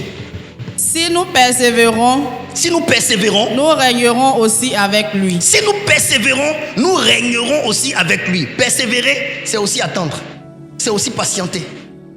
C'est tenir, même quand ça ne va pas. C'est tenir dans le chemin dans lequel il t'a engagé. Tenir. C'est pas facile, mais il faut tenir. C'est vrai. Marcher avec Jésus, arrivé à ce moment, ça devient pesant. Mais il dit persévère. On n'abandonne pas. Parce que trop fatigué, tu abandonnes. Tu n'as pas persévéré. Et si tu ne persévères pas, tu n'auras pas quoi? Si nous persévérons avec lui, nous régnerons aussi avec lui. On régnera aussi avec lui. Continue, ma fille. Si nous le régnions, si nous régnons le Seigneur, lui aussi nous régnera. Lui aussi va nous régner. Ça veut dire, si tu régnes Jésus, régner Jésus, ce n'est pas toujours Jésus, je ne marche plus avec toi, dans la bouche. Ou bien ne même plus venir à l'église. Régner Jésus, c'est le fait de refuser de souffrir comme il a souffert pour avoir le nom au-dessus de tout nom. Vous pouvez venir à l'église, marcher avec le Seigneur, mais refuser sa volonté de vous voir souffrir à cause de son nom. Il y a des personnes qui refusent d'être persécutées à cause du nom de Jésus. Tu as refusé Jésus. Jésus, c'est sa volonté. Sa volonté, c'est ce par quoi il veut que tu passes à cause de son nom. Si ce par quoi il veut que tu passes, c'est que tu sois persécuté, que toi tu fuis la persécution, tu as régné Jésus. Bien qu'étant dans sa maison. Ah oui. Et beaucoup de personnes ne savent pas. Camarade, dans une relation amoureuse, souvent tu ne sentiras plus l'amour que tu avais pour ta femme. Souvent la femme aussi ne sentira plus vraiment l'amour qu'elle a pour son mari. Mais là, c'est pas une question de sentiment, hein. C'est une question de on a donné notre bouche. Donc on est dedans. On persévère jusqu'à trouver les sentiments. On va persévérer. Ou bien, on est dedans. Ce n'est pas une histoire de seulement sentiment, c'est une histoire d'engagement. Donc quand les sentiments foirent, balance du côté de l'engagement. C'est l'engagement qui fait que tu es avec elle. C'est l'engagement qui fait que tu es avec lui. On est dans l'engagement. Jésus, je ne sens vraiment plus parce que je souffre trop, mais je me suis engagé avec toi. Et il a dit, celui qui met sa main à la charrue et regarde en arrière, il n'est pas digne du royaume de Dieu. Donc je ne sens plus, mais je persévère, je tiens ferme. Vous pensez que c'est toujours que j'ai envie de venir prêcher? Demandez à Daniel, même aujourd'hui avant de venir ici pour prêcher, j'ai dit, je ne sais pas quoi dire. Je ne sais même pas comment je vais commencer. La force même souvent on ne l'a pas. J'ai dit, il faut traverser ce qu'on traverse pour sentir ce qu'on dit. La force même là je n'ai pas. Mais ce n'est pas moi qui suis en train de parler ici. C'est encore moi. Donc à deux fois, tu ne fais pas parce que tu sens. Tu fais par devoir. Ce n'est pas toujours que vous avez envie d'aller au travail. Souvent tu es fatigué, mais est-ce que tu peux rester à la maison? Tu n'as pas le choix. C'est une affaire de contrat. C'est une affaire d'engagement, n'est-ce pas, président? Tu n'as pas le choix. Bon, tu te lèves un bon matin, tu dis que tu es fatigué de t'occuper de tes enfants. Bon, après du moment où tu dis ça, tes enfants deviennent les enfants de ton frère. C'est tous tes enfants. Donc même si tu ne veux pas, même si tes enfants te saoulent, mais ce sont toujours tes enfants. Ça ne change pas le sang qui coule dans leurs veines pour autant. C'est pourquoi tu dois tenir. Parce que je te dis souvent, ce n'est pas ton enfant qui est le problème. Ce n'est pas ta femme qui est le problème. C'est la saison. La saison a changé et donc la saison vient avec ses corollaires. C'est la saison qui envoie le fait que tu ne sens plus rien. C'est la saison.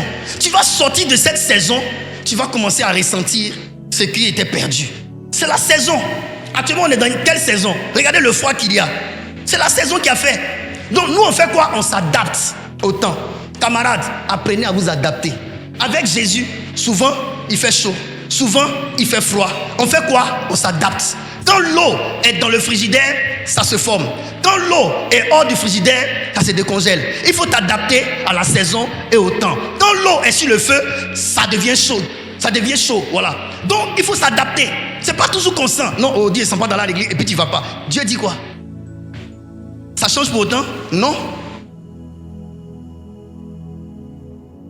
Est-ce que je parle à quelqu'un? C'est ça, persévérer. Persévérer, c'est de tenir dans la voie du Seigneur, même quand on a toutes les raisons de ne plus tenir.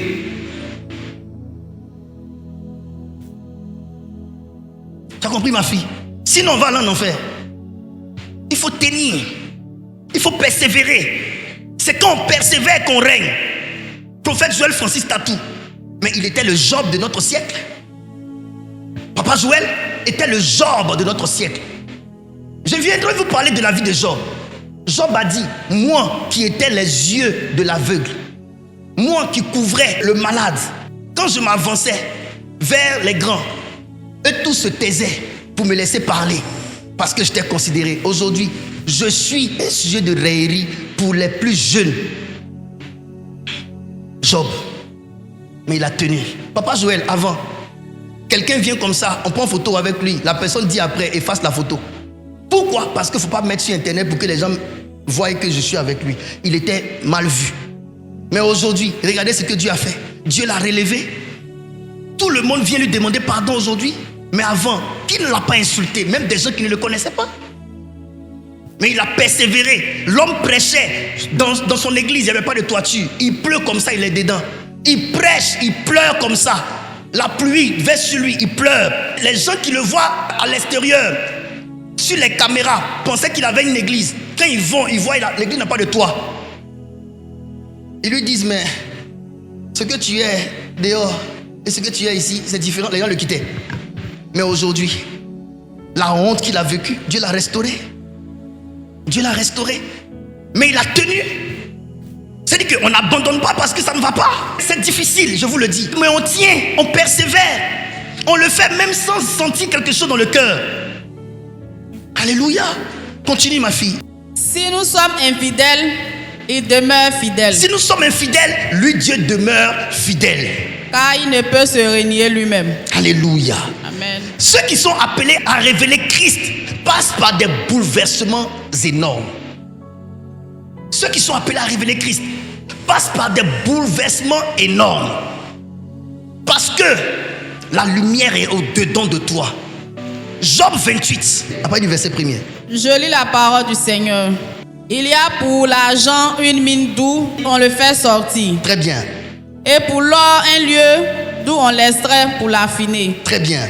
Le fer se tire de la poussière. Le fer se tire de la poussière. Et la pierre se fond pour produire les reins. Et la pierre se fond pour produire les reins. Attends. La poussière, c'est cet état de Job où Job n'était plus rien. Il était devenu poussière. Mais dans cette poussière-là se trouve le fer. La poussière n'a pas de valeur, mais le fer a de la valeur. Et Dieu a caché ce qui a de la valeur dans ce qui est sans valeur. Pourquoi vous subissez des bouleversements? Parce que votre performance est au-dedans de vous, à l'intérieur de vous. Écoutez-moi très bien. Dieu, dans sa sagesse, à multiples facettes, a caché à l'intérieur de ce qui n'a pas de valeur ce qui a de la valeur. C'est pourquoi les personnes à travers qui Dieu se manifeste sont des personnes que de visu les gens ont méprisées auparavant. Dieu a sorti le meilleur de ces personnes en allant à l'intérieur de leur vie, du dedans de leur être. Je vais vous donner les preuves. Continue. Je vais vous donner les preuves. L'homme fait cesser les ténèbres. L'homme fait cesser les ténèbres, oui. Il explore. Il explore. Juste dans les endroits les plus profonds. Juste dans les endroits les plus profonds. C'est dans les endroits les plus profonds que l'homme va explorer. Oui. Les pierres cachées dans l'obscurité. Les pierres cachées dans l'obscurité. Ça veut dire, à l'intérieur du président Accré, dans les zones sombres de son être, Dieu a caché les pierres précieuses. Et lorsque même Dieu veut sortir le meilleur de vous, la seule chose que Dieu peut faire, c'est que Dieu devient un explorateur. L'explorateur fait des fouilles. Il va à l'intérieur de ton être. Tu sens ta vie être bouleversée. Tu sens le dedans de toi être brisé. Pourquoi? Pendant que tu te sens mal là, Dieu est en train de fouiller dans ton être. Dieu est en train de rentrer dans ton âme. Il est en train de fouiller à l'intérieur de toi parce que Dieu a caché quelque chose de précieux en toi. Ce qui est précieux n'est jamais à la surface, est toujours caché au-dedans de nous.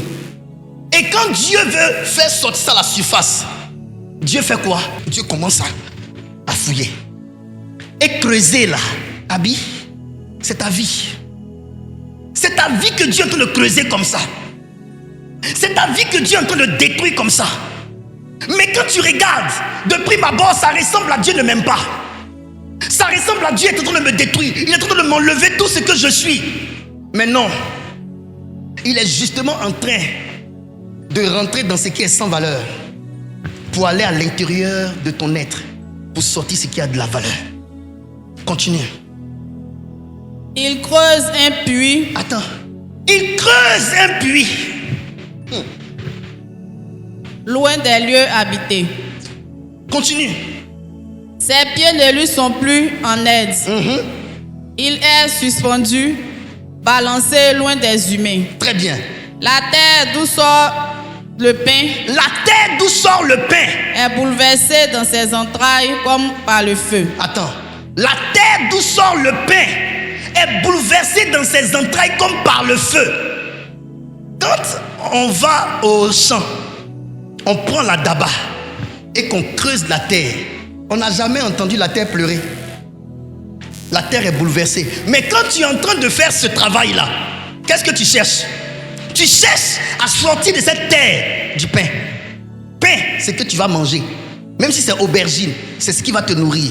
Il arrive un moment où Dieu lui-même décide de sortir de ta vie le pain à manger. Dieu ne veut plus manger le pain de la honte. Dieu ne veut plus manger le pain de l'humiliation. Dieu ne veut plus manger le pain du mépris. Dieu veut maintenant sortir le pain qui rassasie et qui plaît à son cœur. Et pour cela, il faut que Dieu creuse. Dieu cesse de te voir comme un homme. Dieu cesse de te voir comme un esprit. Dieu te voit comme la poussière de la terre. Il te voit comme la terre. Il veut sortir le meilleur de toi. Il prend sa daba. Il prend la hache. Il commence à creuser dans ta vie. Quand on creuse la terre est déformée.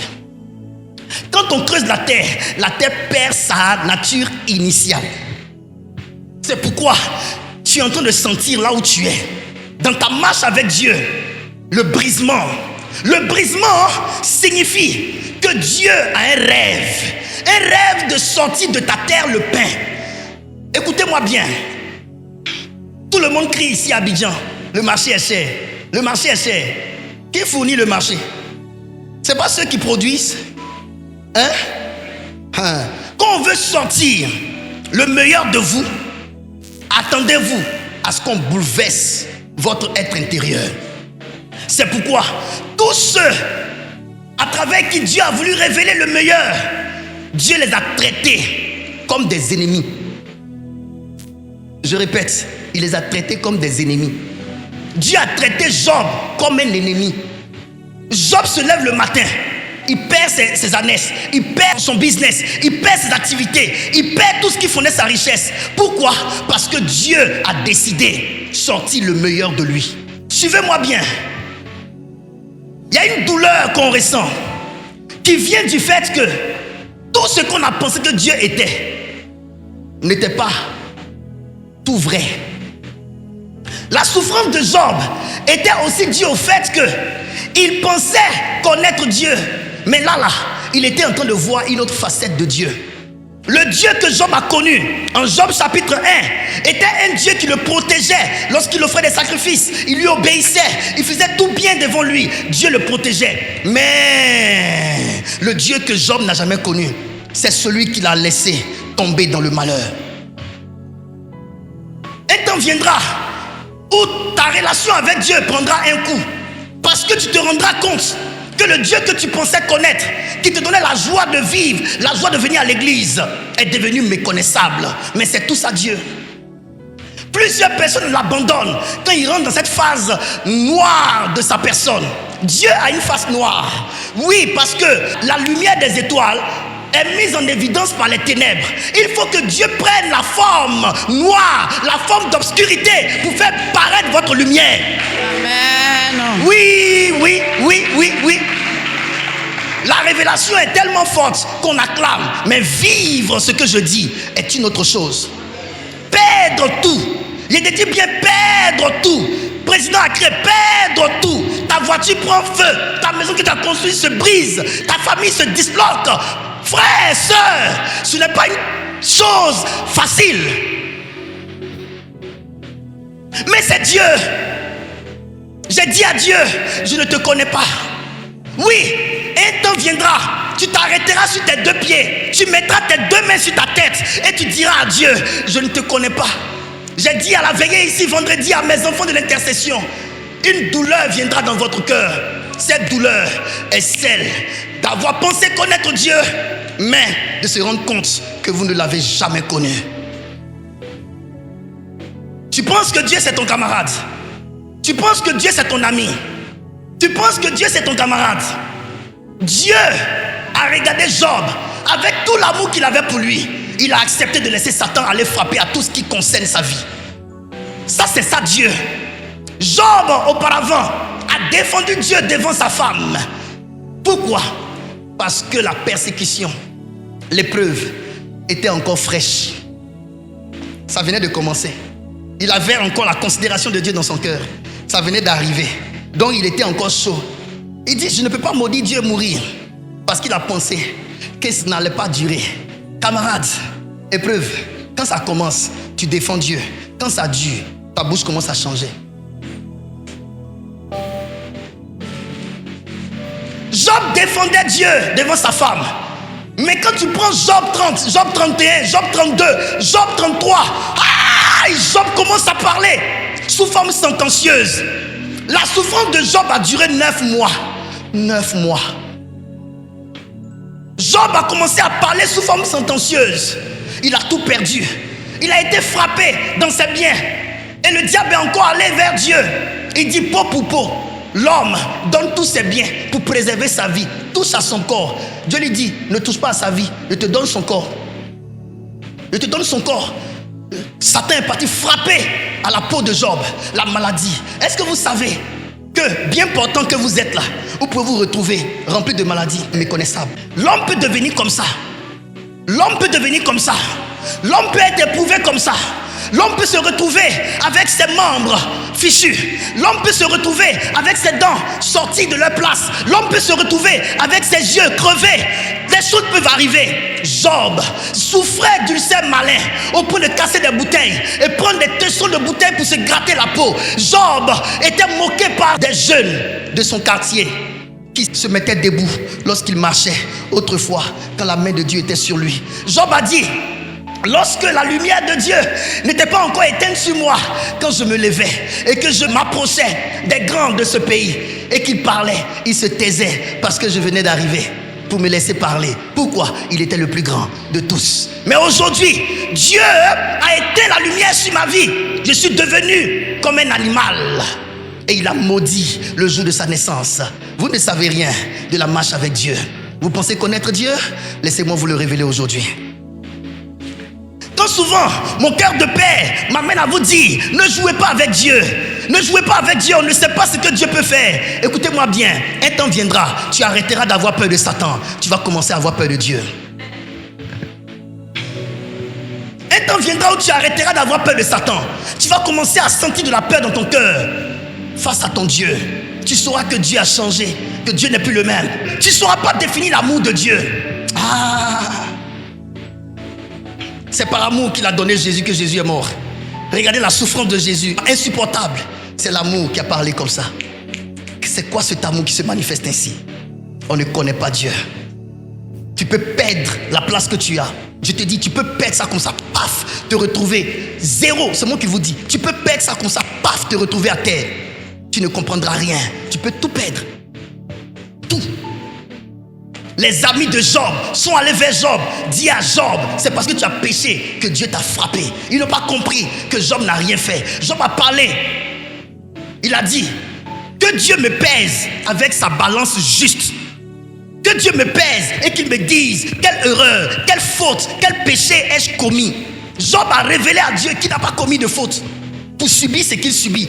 Il dit ce genre de traitement, ça c'est réservé aux méchants. Suis-je méchant pour que Dieu me traite ainsi? Il dit Dieu m'a tourné le dos. Et Dieu était là. Et vous savez quoi? Dieu est venu répondre à Job. Job qui souffrait de cette manière. Dieu vient répondre à Job. Vous allez comprendre quelque chose. Dieu vient répondre à Job sans compassion.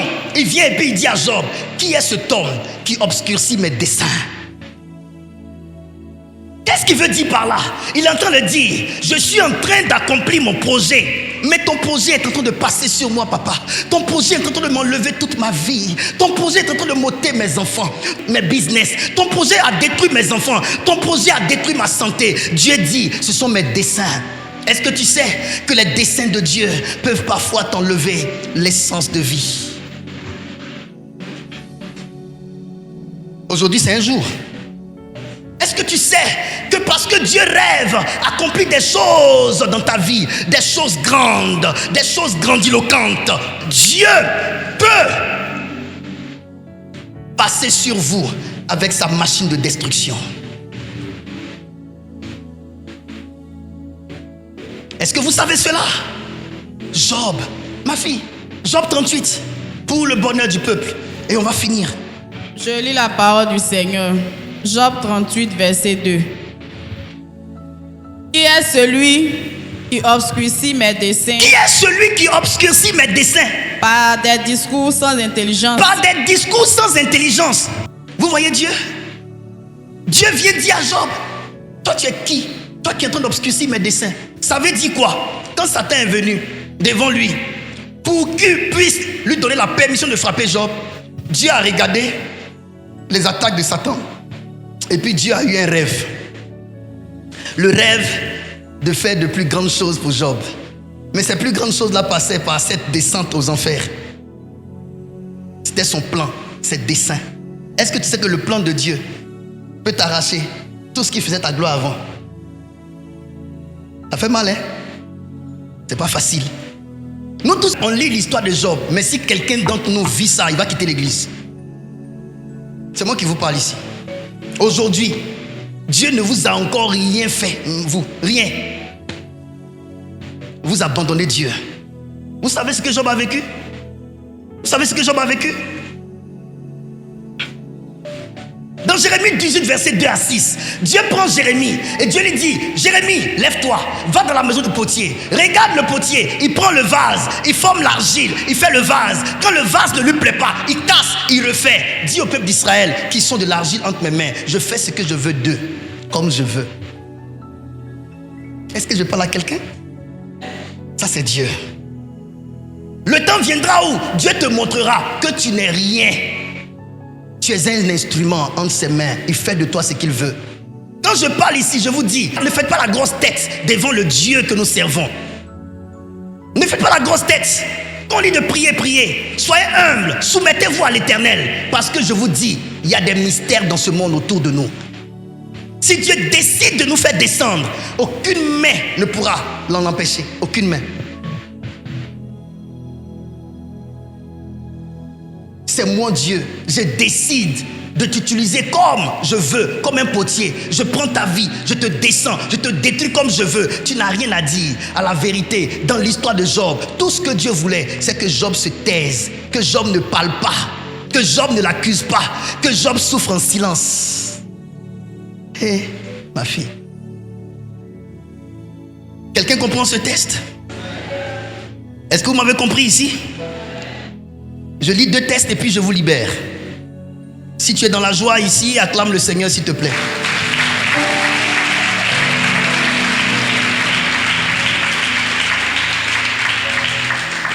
Regardez ce qui se passe ici. C'est juste incroyable ce que Dieu fait.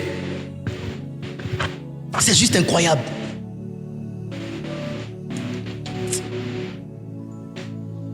Job 39, verset 34. L'Éternel s'adressant à Job dit, regardez comment Dieu parle à Job. Est-ce que vous connaissez Dieu? Dieu dit, celui qui dispute contre le Tout-Puissant, est-il convaincu? Celui qui conteste avec Dieu, a-t-il une réplique à faire?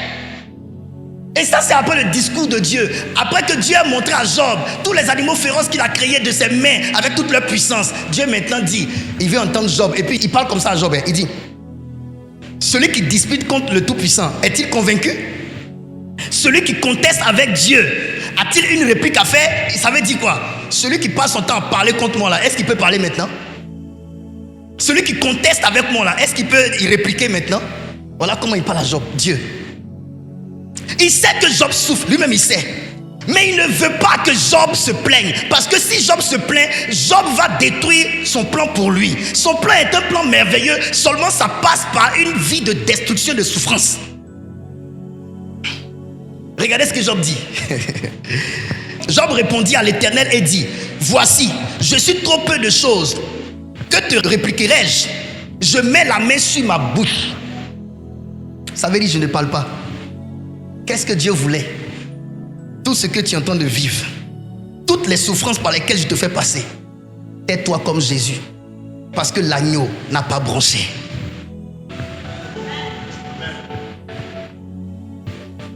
Il dit, je mets la main sur ma bouche. J'ai parlé une fois, je ne répondrai plus. 2 fois, je n'ajouterai rien.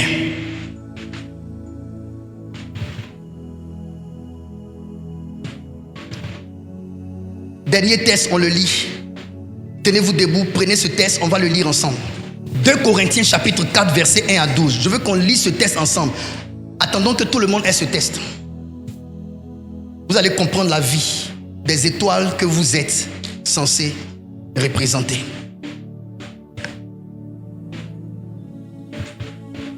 « 2 Corinthiens chapitre 4, verset 1 à 12. Que tout le monde prenne ce test. Vous avez vu? C'est bon? Prenez vos tests. Allons-y ma fille. 1, 2, 3, on lit ensemble. C'est pourquoi, ayant ce ministère, selon la miséricorde qui nous a été faite, nous ne perdons pas courage. Nous ne perdons pas courage. Nous rejetons les choses honteuses. Nous rejetons les choses honteuses qui se font en secret. Qui se font en secret. Nous n'avons point une conduite astucieuse. Oui. Et nous n'altérons point la parole de Dieu. Très bien. Mais en publiant la vérité, nous nous recommandons à toute conscience d'homme devant Dieu. Très bien. Si notre évangile est encore voilé, il est voilé pour ceux qui périssent. Il est voilé pour ceux qui périssent. Allons. Pour les incrédules dont le Dieu de ce siècle a aveuglé l'intelligence. Très bien. Afin qu'ils se visent.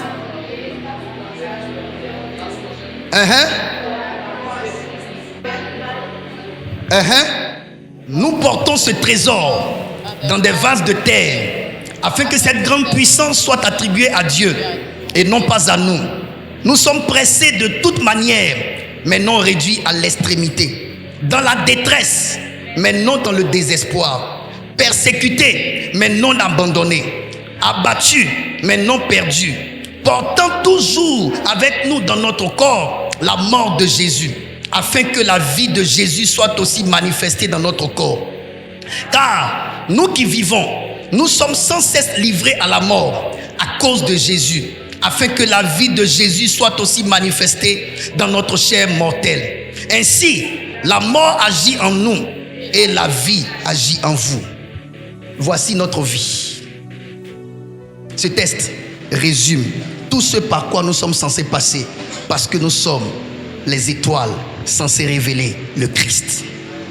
Que Dieu fortifie sa maison. Que Dieu fortifie vous tous. Vous qui avez un grand appel, vous qui êtes des têtes de lance dans vos familles, vous qui êtes appelés à être les porte-flambeaux de vos familles, je vous assure, votre vie sera plus difficile que vos frères et sœurs. Ceux qui sont devant, c'est eux qui prennent toutes les balles. Ceux qui sont devant, c'est bien d'être devant. Je veux être devant. Tout le monde veut être devant. Mais je vous dis, ceux qui sont devant, s'il y a opportunité devant, ils seront les premiers à prendre. S'il y a danger devant, ils seront les premiers à prendre. Être devant n'est pas chose facile. Être la tête n'est pas chose facile. Être l'aîné de sa famille n'est pas chose facile. Être devant la scène n'est pas chose facile. Être appelé par Dieu à prendre la première place n'est pas chose facile. Si Dieu veut faire de grandes choses avec vous, si Dieu veut accomplir de grands rêves avec vous, attendez-vous que votre vie ressemble à ça. Après ce que Job a vécu, Dieu est venu vers Job et Job a dit une chose à Dieu: j'avais entendu parler de toi, mais maintenant mon œil t'a vu. Après toutes ces épreuves, après toutes ces attaques, après toutes ces difficultés, il y a une seule chose que nous allons retenir, c'est qu'on va connaître Dieu d'une autre façon. On va voir Dieu d'une autre façon. Que le Seigneur fortifie son Église et qu'il encourage tous ceux qui passent par des moments difficiles à cause de son nom. Au nom de Jésus-Christ. Amen.